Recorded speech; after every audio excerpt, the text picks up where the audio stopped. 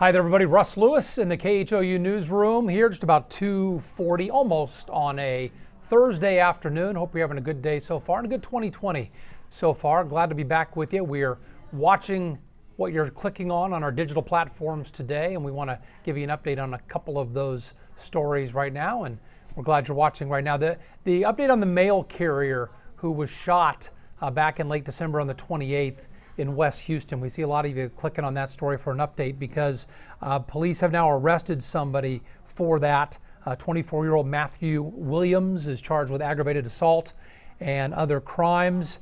We're learning a little more about what happened that day as well. Again, this is back on December 28th in West Houston. This mail carrier was just out doing his job as he always did. Very well known and well liked in that neighborhood where he delivers mail. Apparently this guy also tried to shoot a man at a business on Bunker Hill. Thankfully, the gun in that case did not go off, so the elderly gentleman who was on the other end of that gun was unhurt. The victim here, the mail carrier, Adrian Jackson, did survive. He is still in critical condition, though, but police are telling us today this was a random attack. They don't know yet why this happened. Some people did see this guy, said that he came up talking about marijuana and a house for rent. No other connection or no other indication of what he was thinking other than that. But again, police saying a random attack. The victim, the mail carrier, did survive in critical condition, and there is a 24-year-old man under arrest for aggravated assault and other crimes. So that guy is off the street, police say. That is good news today. The other story we see you clicking on is about the Real ID. Are you compliant? Do you fly? You're going to need to be compliant here starting October 1st, and we know, that's a ways off here, 9 months or so, but you might want to start thinking about it now because it's 2020. You will need a specific driver's license to be able to fly if that's what you use to get onto a plane. And we've been talking about this for a while, so this is not a surprise, right? But it's a star, a cutout star with a gold background. You need to have that in the upper right-hand corner of your Texas driver's license. That means you are Real ID compliant. If you don't have that, you need to get that driver's license to be able to use it as ID to get on a plane. A passport still works. Some other forms of ID will still work after October 1st, but we keep reminding everybody about it now because you know how it goes. As we get closer to October 1st, you're going to probably see longer lines at DPS, longer than they are already, with people just trying to do their business there. So a lot of people will be trying to get Real ID compliant as the deadline approaches so they can fly. Maybe they don't have a passport or they just want to use their driver's license. So keep that in mind. This is the year that goes into effect on October 1st.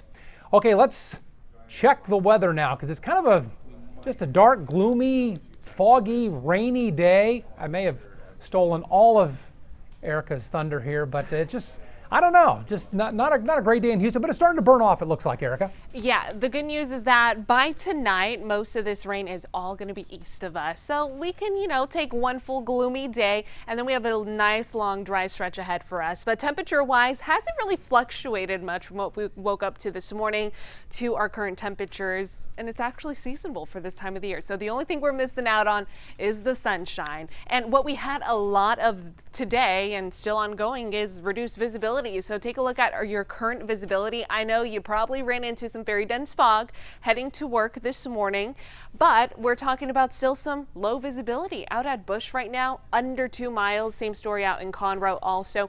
And I have to warn you, we're going to deal with another morning with very dense fog. So we will likely have some more dense fog advisories issued for your morning commute tomorrow.